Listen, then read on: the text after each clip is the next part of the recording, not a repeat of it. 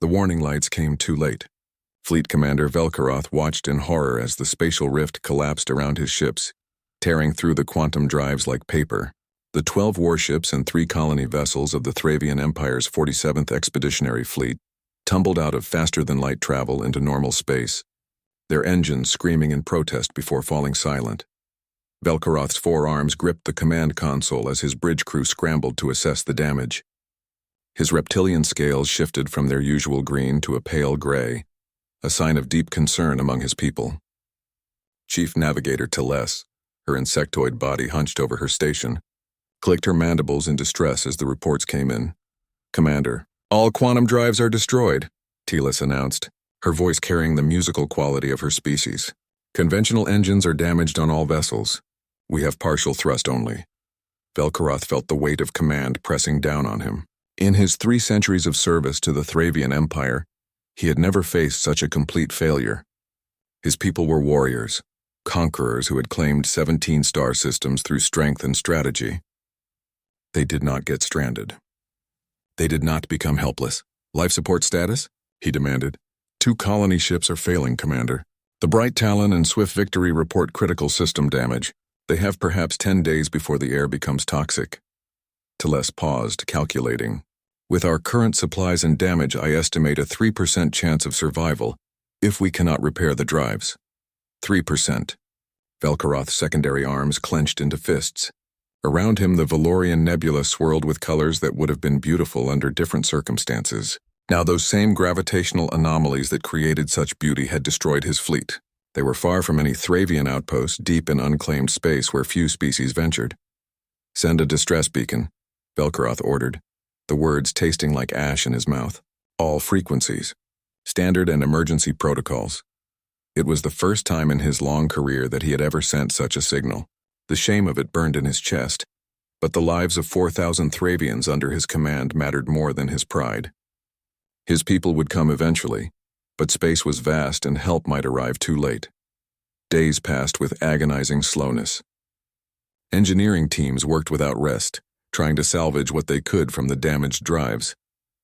Medical teams prepared for the worst as oxygen levels slowly dropped on the failing colony ships. Velkaroth stood on his bridge, watching the stars and wondering if this nebula would become their tomb. On the 5th day, "Something changed, Commander." "I'm detecting a vessel," Teles reported, her antennae twitching. "Unknown configuration. They're responding to our beacon." Velkaroth straightened. "Thravian?" "Negative. The design is... I've never seen anything like it. Searching database now." Teles worked her console rapidly. "Match found. Species designation: human. From the planet Earth. They only achieved faster-than-light travel 40 years ago. A young species. Practically primitives by galactic standards." Velkaroth felt a mix of relief and concern. Humans had a reputation in the galaxy, though he had never encountered them personally. They were known for their curiosity and their unusual tendency to help other species, though most established civilizations dismissed such reports as exaggeration. "Open a channel," Velkaroth commanded. The view screen flickered to life, showing a human male in a dark blue uniform. He had the typical features of his species: bilateral symmetry, forward-facing eyes, and that strange hair covering only part of his head. His face arranged itself into what Velkaroth had learned was called a smile. "This is Captain Quan Deho of the Earth vessel Persistence," the human said, his translator rendering the words in perfect Thravian. "We received your distress signal. What's your situation?" Velkaroth hesitated, showing weakness to an unknown species violated every instinct. But his people were dying. "I am Fleet Commander Velkaroth of the Thravian Empire. We have suffered catastrophic drive failure. Life support is failing on 2 vessels. We require assistance." He waited for the demands. Territory perhaps, technology, vassalage. That was how the galaxy worked. Nothing came freely, especially not from a species encountering another for the first time. Instead, Captain Quan simply nodded. "Understood, Commander. We're scanning your ships now to assess the damage. How long until life support fails completely?" 6 days on the Bright Talon, 7 on the Swift Victory," Velkaroth replied cautiously. "All right. We have emergency oxygen supplies we can transfer immediately. As for repairs..." Quan turned to someone off-screen, speaking rapidly. He turned back. Our chief engineer says quantum drives are beyond our capability, but we can help stabilize your vessels and restore life support. I'm also calling for additional ships. We'll get you through this. Velkaroth's scales rippled with confusion. What payment do you require? The human's face showed surprise. Payment? Commander, you're in trouble and we can help. That's all that matters. Let's worry about keeping your people alive first and we can discuss formalities later. It made no sense. No species acted this way. There had to be a trap, some hidden agenda. Yet even as Velkaroth's mind searched for the deception, the human ship moved closer and began transferring oxygen canisters to the failing colony ships. Within hours, the immediate crisis was averted. Captain Quan appeared on the view screen again. Commander, I've sent word to Earth Alliance Command. We should have more ships here within 2 days. In the meantime, my crew will do everything we can to help stabilize your fleet. If you could share your technical specifications, my engineer wants to see what we can jury-rig. Why? Velkaroth asked, the question bursting from him. Why help us? We are strangers. We have nothing to offer you. Quan's expression turned serious. Because you need help and we're able to give it. Where I come from, Commander, that's reason enough. He paused, then smiled again. Besides, isn't this a better way to meet new neighbors? Helping each other instead of fighting. Velkaroth sat back in his command chair, his forearms folding across his chest. In 3 centuries, he had seen countless species, fought in dozens of wars and negotiated treaties with beings of all kinds. Yet he had never encountered anything quite like this human captain, who offered aid without demands, who smiled at strangers, and who seemed genuinely concerned for Thravian lives. Perhaps, Velkaroth thought as he watched the human ship work tirelessly to save his people, there were still things in the galaxy that could surprise even an old warrior. He signaled Telis to share the technical data with the humans and settled in to watch what happened next. His people needed help, and incredibly, impossibly, these young humans were giving it freely. The message from Captain Quan Daiho rippled across human space like a stone dropped in still water. Within hours, every Earth Alliance station and vessel within 10 light-years knew about the stranded Thravian fleet. What happened next would have shocked most galactic civilizations, but for humans, it was simply natural. Admiral Choi Minho stood on the bridge of his flagship Horizon's call, reading the volunteer list with a mixture of pride and amusement. 17 ships had changed course to assist, and more were requesting permission to join. Cargo haulers, medical ships, research vessels, even a civilian cruise liner had offered to help. The Admiral, a weathered man with gray streaks in his black hair, had spent 30 years in the Merchant Marines before joining the Alliance Navy. He understood the human impulse to help those in need. Approve them all, he told his communications officer, and let's get moving. Those Thravians don't have time to wait. While the Admiral coordinated the rescue fleet, Engineer Li Taiyang was already aboard a fast courier ship racing toward the Valorian Nebula. Taiyang had a reputation for brilliance and for completely ignoring standard procedures when they got in the way of results. His superiors tolerated his unconventional methods because they worked. When he heard about alien ships with destroyed quantum drives, he saw it as the most interesting challenge in years. Quantum drives, he muttered to himself, scrolling through the Thravian technical specifications that Captain Quan had forwarded. The principles are similar to ours, but the implementation is completely different. Elegant, really. His assistant, a young woman named Park Sora, looked over his shoulder. Can we fix them? Fix them? No. Quantum drives require specialized manufacturing facilities. Taiyang grinned. But can we get them home? That's a much better question. Aboard the Persistence, Dr. Park Hana was dealing with more immediate concerns. As chief medical officer, she had studied xenobiology extensively. But the Thravians were her first real alien patients. 2 Thravian warriors had been injured during the spatial rift collapse, and Captain Quan had invited them aboard for treatment. Hana stood in the medical bay, examining a Thravian named Kresh. His reptilian physiology was fascinating. 4 arms, a muscular tail for balance, and scales that shifted color with his emotions. Currently, they showed a dull orange, which her hastily consulted database suggested indicated pain and distrust. I won't hurt you, Hana said gently, holding up her medical scanner. This device will show me your injuries without touching you. Is that acceptable? Kresh's scales flickered between orange and a wary yellow. You are Kind human doctor. This is unexpected. Why unexpected? Hana asked, running the scanner along his damaged secondary arm. Because we are nothing to your people. Strangers. Potential enemies. Yet you treat me as you would your own. Hana paused, meeting his alien eyes. You're hurt and far from home. That makes you someone who needs help, not an enemy. The scanner shows a fracture here. I can set it and accelerate the healing. Your biology isn't so different from some Earth reptiles. As she worked, Kresh watched her with something approaching wonder. By the time she finished treating both Thravian patients, his scales had shifted to a soft blue that the database indicated meant trust and gratitude. 2 days after the first contact, Admiral Minho's fleet arrived. Velkaroth watched in disbelief as 17 human vessels dropped out of faster-than-light travel and took up positions around his damaged fleet. They came in all sizes and configurations: military ships, cargo haulers, even what appeared to be a passenger liner. Commander, the human admiral is hailing us, Teles announced. Admiral Minho appeared on the screen, his craggy face arranging itself into a professional expression.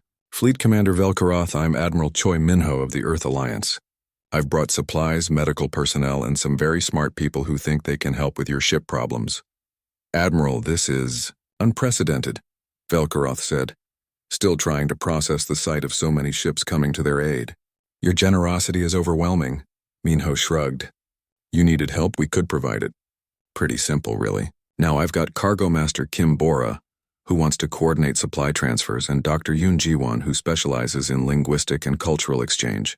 She'll help make sure we don't accidentally insult anyone while we're trying to help. Within hours, the space around the Thravian fleet became a hive of activity. Kim Bora, an efficient woman with sharp eyes and sharper organizational skills, coordinated the transfer of supplies. Food, water, medical equipment, spare parts, and emergency oxygen all flowed from human ships to Thravian vessels. Dr. Yoon Ji-won, meanwhile, worked on bridging the cultural gap. A linguist by training, she quickly identified areas where human and Thravian expectations differed wildly. When Velkaroth tried to discuss payment terms, she gently explained that humans didn't expect compensation for emergency aid. But there must be something, Velkaroth insisted, his scales showing confused purple patterns. No species simply gives without receiving. Ji-won smiled. We are receiving something, Commander. We're learning about your people, making new friends, and maybe, hopefully, preventing a tragedy. That's valuable to us. The concept seemed to cause Velkaroth actual physical discomfort, but he eventually accepted it with visible bewilderment. Li Taeyang arrived like a whirlwind, immediately requesting access to the damaged Thravian ships. Velkaroth assigned Chief Engineer Ralseth to accompany him. Ralseth was a veteran Thravian who had maintained warships for 2 centuries, and he expected to be teaching this young human basic principles. Instead, within an hour, he found himself struggling to keep up with Taeyang's rapid-fire analysis and creative solutions. Your quantum drives are destroyed. Yes, but look at this, Taeyang said, gesturing at a holographic display. Your conventional drives use a plasma containment system that's actually more efficient than ours, and these energy conduits could be adapted to create a temporary faster-than-light solution. Not as fast as quantum drives, but enough to get you home. Ralseth stared at the human. That would require integrating our technology with yours. The systems are completely incompatible. They were incompatible, Taeyang corrected with a grin, but I've been working on a hybrid interface. We'll need to fabricate some custom parts, but the human cargo ships brought industrial fabricators. We can do this. On the medical front, Dr. Hana was making similar breakthroughs. Working alongside Thravian medic Shisra, she had adapted human medical equipment to treat Thravian patients.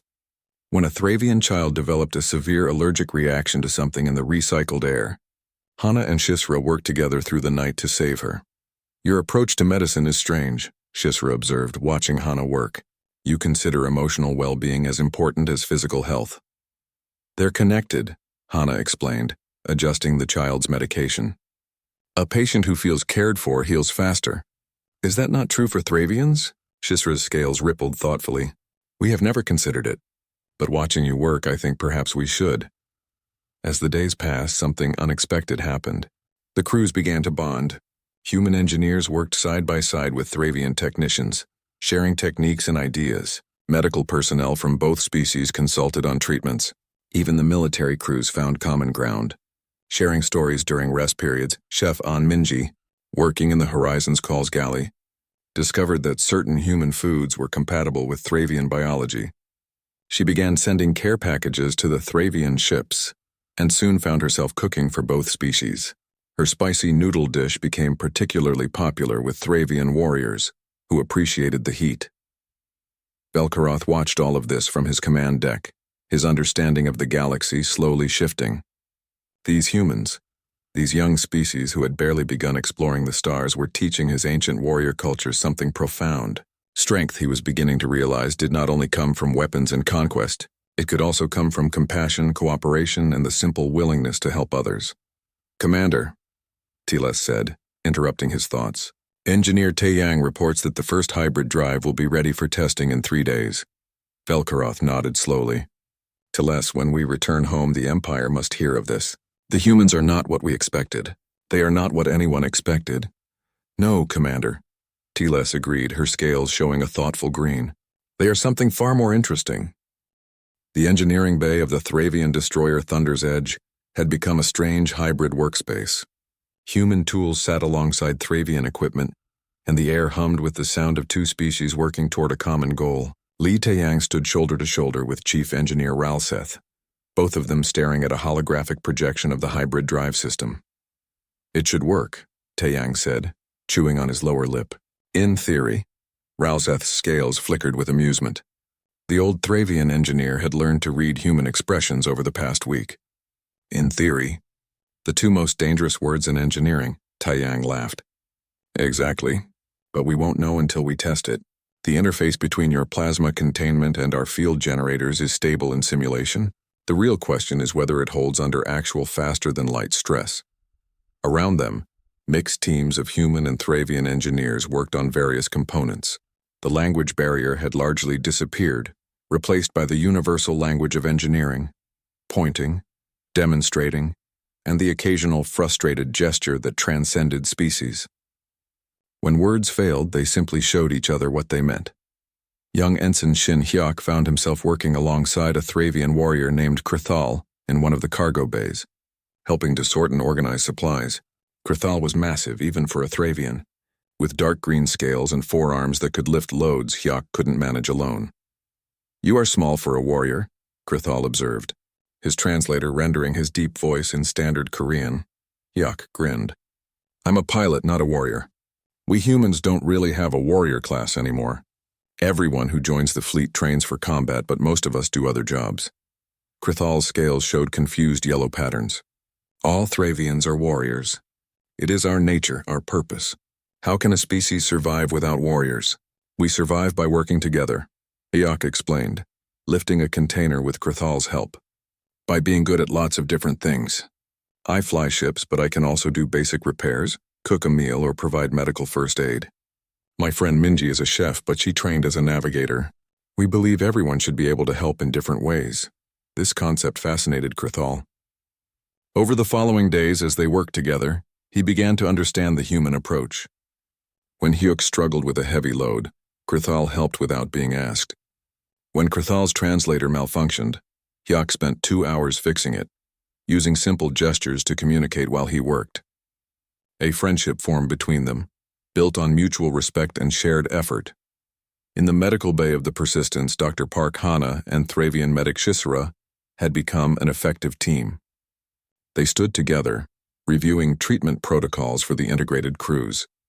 Working together had revealed interesting differences in their medical approaches. Thravian medicine focuses on physical repair, Shisra explained, her mandibles clicking thoughtfully. "We heal the body and consider our duty done," Hana nodded, understanding. "Human medicine has learned that emotional and physical health are connected. A patient who is afraid or depressed heals more slowly, so we treat both the body and the mind." "Show me," Shisra requested. Over the next several days, Hana demonstrated human psychological care techniques. When a young Thravian warrior named Tresh was injured during a repair operation, Hana not only treated his physical wounds but also talked with him about his fears and frustrations. Shisra watched in fascination as Tresh's recovery accelerated, his scales showing healthier colors than Shisra had expected. "It works," Shisra admitted, Your strange human approach actually works. When we return to Thravia, I must share this knowledge. The galley of the Horizon's Call had become an unexpected cultural center. Chef An Minji had initially been worried about feeding Thravians, given their different biology, but experimentation had revealed that many human spices and cooking techniques were compatible with Thravian tastes. Minji stood at her station, preparing a large batch of her adapted noodle dish. Several Thravian crew members had become regulars, including a warrior named Vextha, who claimed Minji's cooking was worthy of the Empire's finest halls. The secret is the broth, Minji explained to a curious Thravian cook named Shess, demonstrating her technique. It has to simmer for hours to develop the right depth of flavor. And these spices, the ones that make it hot, your people seem to really enjoy them. Shess watched carefully, his scales showing an eager orange. On Thravia, our food is nutritious but plain. We never considered that eating could be pleasurable. You have taught me that meals can be an experience, not just fuel. Minji smiled. Food brings people together, or in this case, different species together. When you share a meal, you share culture, stories, and friendship. As if to prove her point, the galley had become a gathering place during rest periods. Human and Thravian crew members sat together, sharing meals and stories. The Thravians talked about their empire, their honor codes, and their warrior traditions. The humans shared stories of Earth, their short but eventful history in space, and their hopes for the future. Dr. Yoon Ji-won, the cultural specialist, often sat in the galley taking notes. She was fascinated by how quickly the two species were learning from each other. Language barriers fell away as people found ways to communicate. Cultural misunderstandings became learning opportunities rather than conflicts. One evening, Velkaroth himself visited the galley, drawn by reports of what was happening there. He found Admiral Minho sitting with several Thravian officers, all of them eating Minji's noodles and engaged in animated conversation. "Fleet Commander," one of his officers exclaimed, his scales showing embarrassed purple. "We did not expect you." Velkaroth waved a dismissive hand. "Continue your meal. I merely wish to see this for myself." He turned to Minji. "Chef, I would like to try this food that has captured my warrior's enthusiasm." Minji prepared a bowl for him with practiced efficiency. Velkaroth took a cautious taste, then another. His scales rippled through several colors before settling on a pleased green. "Remarkable," he said. "Admiral Minho, your people have many unexpected talents." Minho chuckled. "Minji's cooking is legendary in the fleet. But I think what you're really seeing here is something simpler, people connecting over shared experiences. Food is just the excuse." As the days progressed, the hybrid drive project neared completion. Taeyang and Ralseth worked almost without rest, driven by shared passion for solving an impossible problem. They had created something neither species could have built alone, a drive system that combined Thravian plasma technology with human field manipulation. "Ready for the test?" Taeyang asked, his eyes red from lack of sleep but bright with excitement. Ralseth's scales showed nervous yellow patterns. "As ready as we can be. If this works, human engineer, you will have achieved something remarkable." "We will have achieved something remarkable," Taeyang corrected. "This is our design, our work together." The test was scheduled for the following day. Both fleets prepared carefully. If the hybrid drive worked, it would prove that even the most damaged Thravian ships could reach home. If it failed, they would need to develop a new approach. Velkaroth stood on his bridge, watching the human and Thravian crews work together in perfect coordination. Captain Quan Deho stood beside him, having been invited to observe from the Thravian flagship. "Captain Quan, I must confess something," Velkaroth said quietly. "When you first arrived, I suspected deception. I waited for your demands, your true price, but it never came." Quan smiled. "Because there is no price, Commander. Helping others is its own reward. We gain knowledge, friendship, and the satisfaction of doing the right thing. That's enough. Your species is young in galactic terms," Velkaroth mused, "yet you have wisdom that many older races lack. When we return to Thravia, I will tell the Empire about humanity, about your strength which comes not from weapons but from compassion." "We have weapons too," Quan said with a slight grin. "We just prefer not to use them as our first option." Velkaroth's laugh rumbled deep in his chest. "A philosophy my people could learn from, Captain. A philosophy we are learning from, thanks to you." The next day would bring the test of the hybrid drive, but something more important had already been achieved. Two species, strangers mere weeks ago, had become friends and colleagues. They had learned from each other, worked together, and discovered that their differences made them stronger, not weaker. In the galley, Minji prepared another feast for the mixed crews. In the engineering bay, Taeyang and Ralseth made final adjustments to their creation. In the medical bay, Hana and Shisra shared medical knowledge that would benefit both their peoples. And in the cargo bay, Hayek and Krathal laughed together over a shared joke, the language barrier long since overcome by genuine friendship. The galaxy was vast and full of unknowns, but in this small corner of space something beautiful had taken root. Understanding between species, built on the simple human principle that those who can help should help those in need. The hybrid drive test was scheduled for noon station time. The Thravian destroyer Thunder's Edge would be the first to attempt faster-than-light travel, using the combined human-Thravian technology. Li Taiyang and Chief Engineer Ralseth stood in the engineering bay, running final system checks. All readings are optimal, Ralseth reported, his scales showing a cautiously hopeful green. Taeyang nodded, studying his displays. Plasma containment is stable. Field generators are operating within normal parameters. I think we're ready. But they never got the chance to find out. Warning alarms shrieked across every ship in both fleets simultaneously. On the bridge of Velkaroth's flagship, Teles's antennae shot straight up in alarm. Commander! Multiple vessels dropping out of faster-than-light travel. 8 ships Krell configuration approaching at attack speed.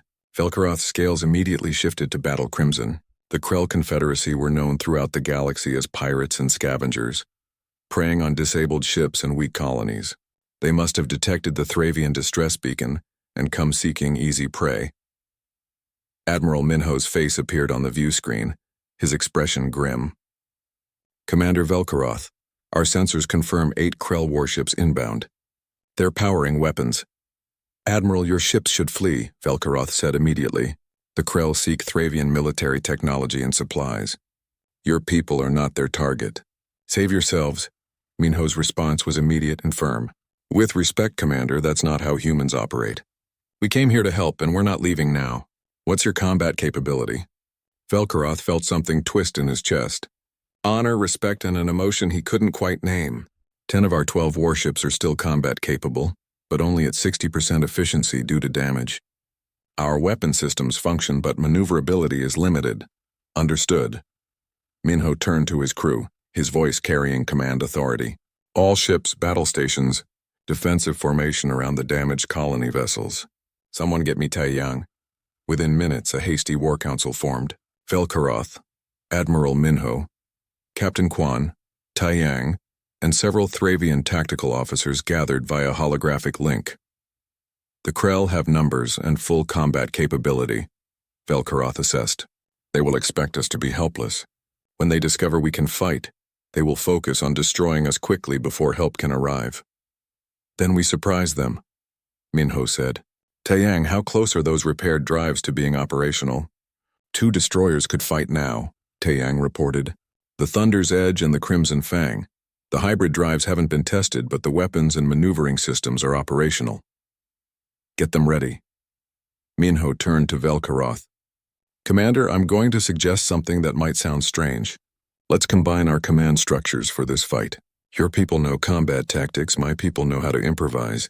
Together we might just surprise these pirates. Velkaroth didn't hesitate. Agreed. To less integrate our tactical systems with the human fleet network. All Thravian ships will coordinate with Admiral Minho's forces. What happened next would have been impossible weeks earlier. Human and Thravian officers worked side by side, creating a defense strategy that combined Thravian military doctrine with human creativity. Cargo Master Kimbora made a suggestion that initially seemed insane, but started to make sense as they considered it. The cargo containers, she said, pulling up a hologram. We have hundreds of them full of supplies.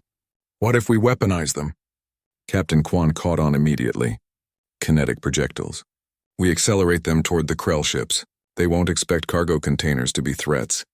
The nebula, Teles added, her tactical mind racing. The gravitational anomalies that stranded us. We can use them. Lure the Krell into unstable regions. A plan came together rapidly. The two repaired Thravian destroyers would be the bait, appearing to be lone defenders. The human ships would hide in the nebula's sensor-disrupting clouds. When the Krell committed to their attack, the humans would strike from unexpected angles while using the cargo containers as improvised missiles. The Krell ships approached in a standard attack formation, confident in their superior numbers. Their commander, a reptilian creature named Skrath, saw exactly what he expected: a crippled Thravian fleet and some primitive human vessels. "Easy prey, all ships, prepare to fire," Skrath commanded. "Focus on the Thravian warships first, then we'll salvage their technology before dealing with the humans." But the moment the Krell entered weapon range, everything went wrong for them. The two Thravian destroyers, fully operational and crewed by eager warriors, opened fire with devastating accuracy. Krell shields flared under the unexpected assault. Before Skrath could react, cargo containers began accelerating toward his fleet from impossible angles, launched by human ships hidden in the nebula. "Evasive maneuvers," Skrath screamed, but his ships were already committed to their approach. Ensign Shin Hyok sat in the cockpit of his fighter, Krithal strapped into the co-pilot seat. They had volunteered for the most dangerous part of the plan, a direct strike on the Krell flagship's shield generators. "Remember the simulation?" Hyok asked, his hands steady on the controls despite his racing heart. Krithal's scales showed battle-crimson determination. "I remember, human friend. You fly, I fire. Together we fight." Their small craft darted through the battlefield, too small for the Krell ships to target effectively. Hyuk's piloting was brilliant, weaving through weapons fire and debris with inhuman precision. When they reached the Krell flagship, Krithal unleashed a perfectly aimed barrage at the shield generator junction Taeyang had identified as a weak point. The shields flickered and died. "Direct hit," Hyuk shouted, already banking away. "That's for everyone they've hurt." With the flagship's shields down, the combined human Thravian fleet concentrated fire. Admiral Minho's tactical coordination was flawless, and Velkaroth's warriors fought with renewed purpose, defending not just themselves but their human friends. Kimbora's cargo container strategy proved devastatingly effective. The Krell had never encountered such an unorthodox tactic. Heavy containers accelerated to incredible speeds, smashed through shields weakened by conventional fire. Several Krell ships took critical damage from what they had dismissed as harmless cargo. In the engineering bay of the Thunder's Edge, Taeyang and Ralseth worked frantically to keep the hybrid system stable under combat stress. "Plasma conduits are overheating," Ralseth warned. "Reroute through the secondary system," Taeyang suggested, his fingers flying across the controls. "It's not standard, but it should work." "Nothing about this is standard," Ralseth replied, but he was already implementing the change. The hybrid drive held, allowing the destroyer to maneuver in ways the Krell couldn't predict. The battle turned decisively when Teles executed the final phase of the plan. She had calculated the exact gravitational stresses in the nebula and lured 3 Krell ships into an unstable region. The same anomalies that had stranded the Thravian fleet now worked in their favor, disrupting Krell navigation and sensors. "Now," Teles commanded. Human ships emerged from hiding, catching the disoriented Krell in a crossfire. The Krell formation collapsed entirely. Skrath stared at his tactical display in disbelief. His superior force was being systematically destroyed by a combination of Thravian firepower and human cunning. Ships he had thought helpless were tearing his fleet apart. Cargo containers were weapons. The nebula itself had become an enemy. "Retreat," he ordered, his pride forgotten in the face of survival. "All ships retreat immediately." The remaining 5 Krell vessels fled at maximum speed, disappearing into faster-than-light travel. The battlefield fell silent except for the crackle of damaged systems and the cheers erupting from both human and Thravian ships. Hyuk and Krithal's fighter limped back to the Persistence, their shields completely depleted but their crew alive and triumphant. As they climbed out of the cockpit, they embraced in the way of both their peoples, Hyuk with a human hug, Krithal with all 4 arms. "We did it, friend," Krithal said, his scales showing proud gold. "We fought as one." On the bridge of Velkaroth's flagship, the commander stood facing Admiral Minho's holographic image.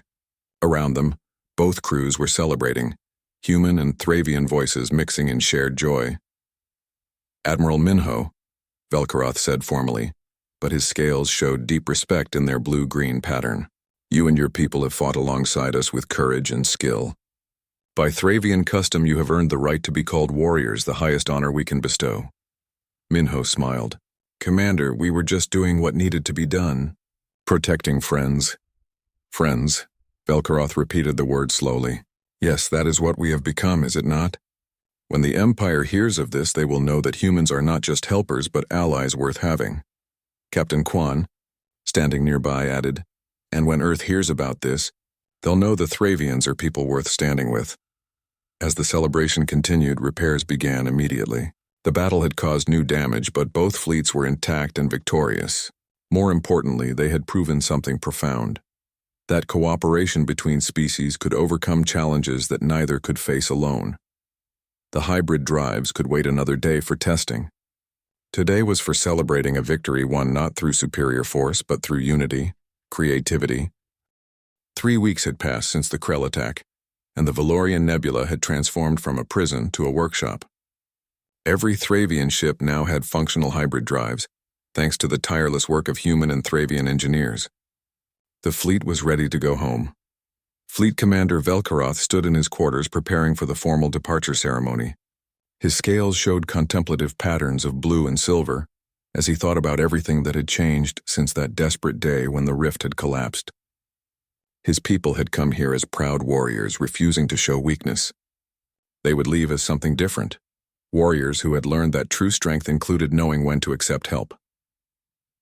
A communication chime interrupted his thoughts. Tedles appeared on his view screen, her antennae twitching with barely contained excitement. Commander, a Thravian diplomatic vessel has just arrived.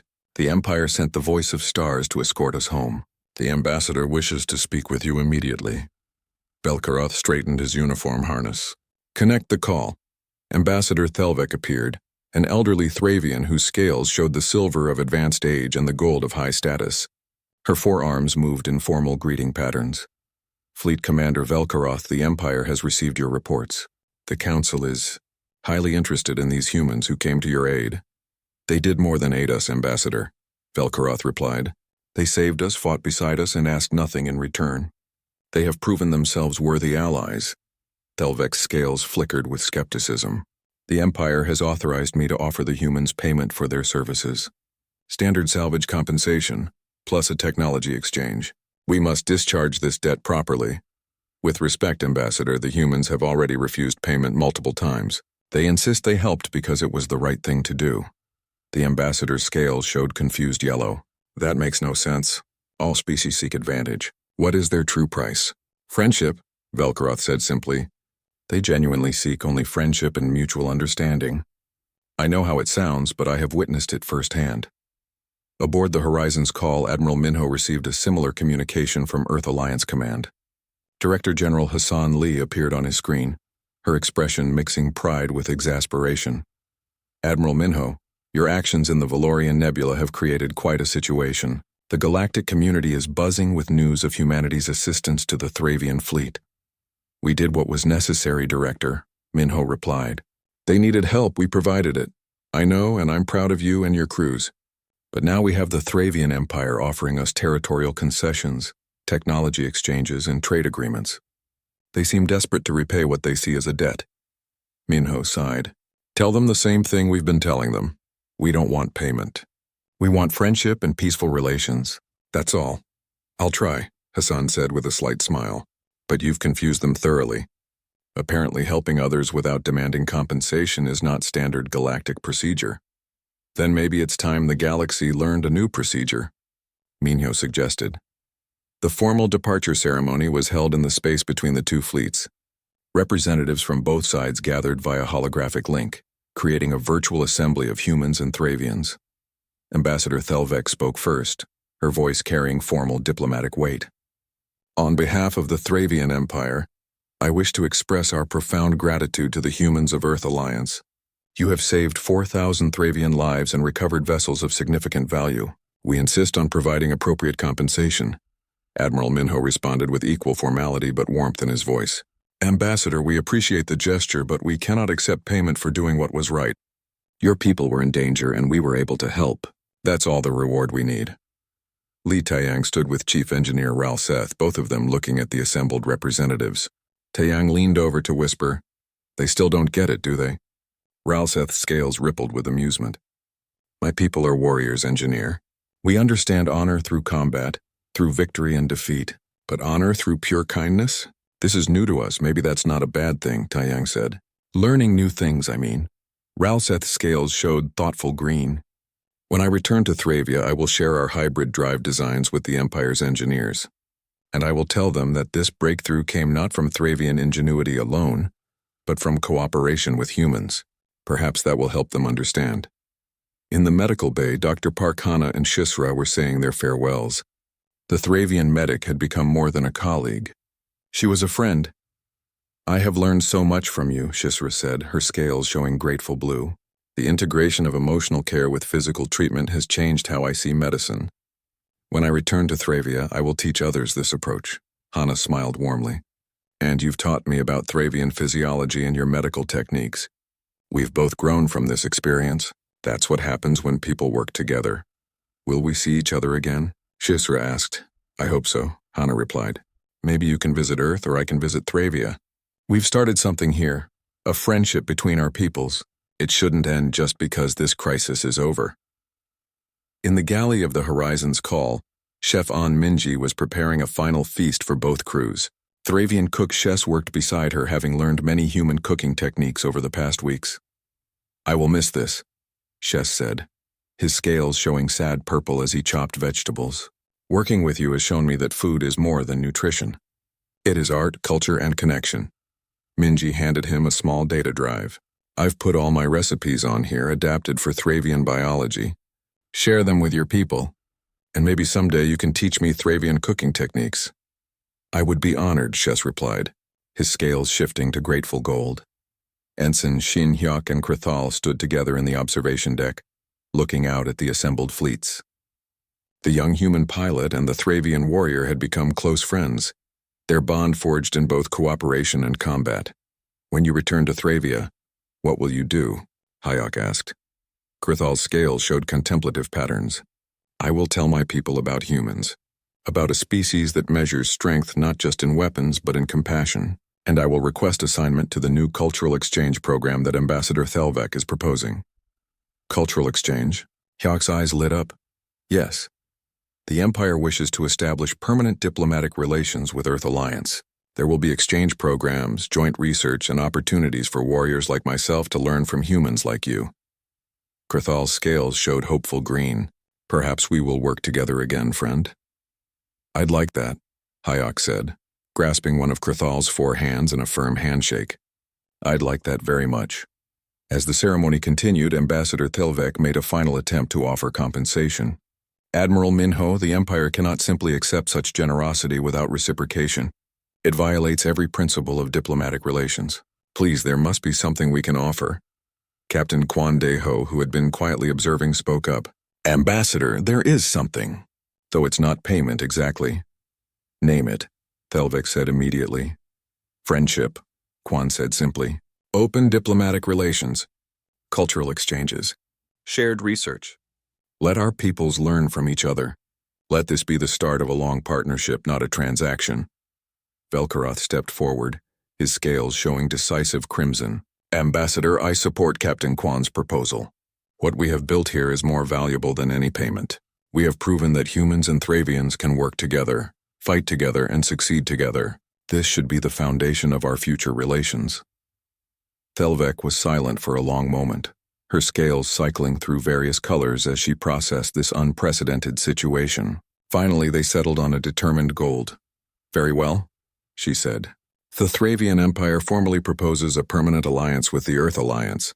We offer friendship, mutual defense, and shared knowledge, not as payment but as the beginning of something new." Admiral Minho smiled broadly. "On behalf of the Earth Alliance, we accept. Welcome to humanity's circle of friends, Ambassador."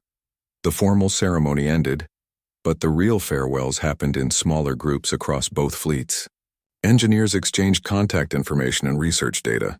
Medical personnel shared knowledge and promised future collaborations. Warriors who had fought side by side made pledges to meet again. As the Thravian fleet prepared to depart, Velkaroth sent a final private message to Admiral Minho. Admiral, when we arrived here, we were a proud people who believed we needed no one. You have shown us that accepting help is not weakness, and that offering help without expectation of reward is perhaps the greatest strength of all. The galaxy will hear of this. The Thravian Empire will ensure that humanity's compassion becomes as well known as any warrior race's might. Minho's response was characteristically humble. Commander, we just did what anyone should do. But I'm glad we could help, and I'm even more glad we made friends in the process. Safe travels, and we'll see you soon. The Thravian fleet activated their hybrid drives, the human Thravian technology humming to life perfectly. One by one, the ships transitioned to faster-than-light travel, heading home to an empire that would never be quite the same.